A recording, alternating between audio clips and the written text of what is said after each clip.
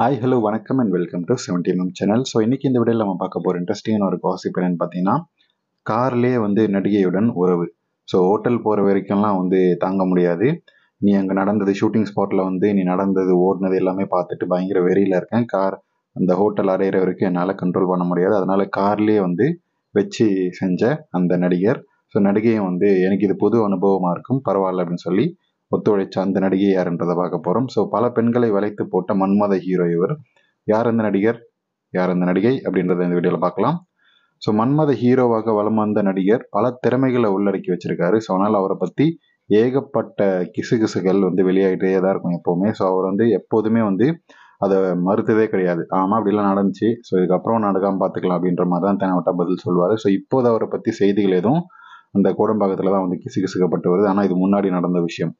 So அதாவது தன்னுடன் நடித்த நடிகைகள் எப்படியும் தன்னுடைய வலையில விழ வச்சிருவாரு. ஸோ இதற்கு காரணம் அவரது திறமையும் மற்றும் அவருடைய திறமையான நடிப்பு, அவருடைய அழகும் சொல்லலாம். ஸோ அவர் நடிப்பில் ஒரு நல்ல ஒரு நடிகர் அப்படின்ற ஒரு பேர் எடுத்தாலும் ரியல் லைஃப்ல கமலை விட மோசமான ஒருத்தராக இருக்காரு அப்படின்றதான் பேச்சா இருக்கு, அவர் மேலே வைக்கக்கூடிய ஒரு குற்றச்சாட்டா இருக்கு.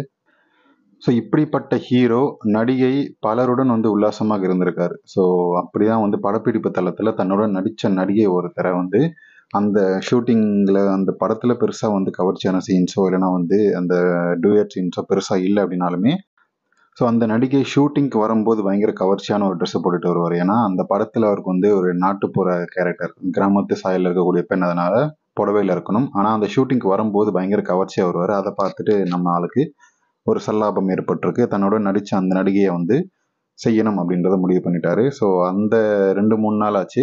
ஸோ அந்த நடிகையும் இவர் மேலே ஆசையாக தான் இருக்கிறது அவருக்கு இது நல்லாவே தெரிஞ்சிருச்சு. ஸோ இவர் எல்லாமே முடிச்சுட்டு, ஸோ நமக்கு இந்த மாதிரி வேண்டாம், நம்ம திருந்தி ஒழுங்காக இருப்போம் அப்படின்னு நினைக்கக்கூடிய வகையில் அந்த நடிகையை ஆசைப்பட்டு கேட்டதால, ஸோ இவர் ஹோட்டல் போய் பண்ணுற அளவுக்கு இவருக்கு பொறுமை இல்லாமல் கார்லேயே உறவு வச்சிருக்காரு. இந்த விஷயம் தெரிய வந்ததுக்கப்புறம் ஹீரோவுக்கு ரொம்பவே அசிங்கமாக போயிடுச்சான்.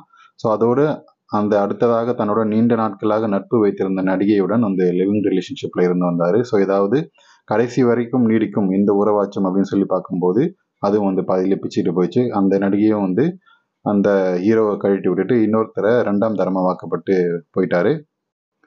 ஸோ போனது மட்டும் இல்லாமல் இந்த நடிகரோட யாருமே பல காலம் வாழவே முடியாதுப்பா அப்படின்னு சொல்லி வெளிப்படையாக சொல்லிட்டாரு. ஸோ அடுத்தபடியாக ஒரு இளம் பாடகியை ஒருத்தருடைய இவர் சில காலம் ரிலேஷன்ஷிப்பில் இருந்தார். இப்போ எதுவுமே இல்லாமல் ஒண்டிக்கட்டையாக இருக்காரு. ஆனால் கூடிய சீக்கிரம் ஏதாவது ஒரு நடிகையோட கிசுகிசுக்கப்படுவார் அப்படின்னு சொல்லி பார்க்கப்படுது. அந்த நடிகை வேறு யாரும் கிடையாது, நிதி அகர்வால்.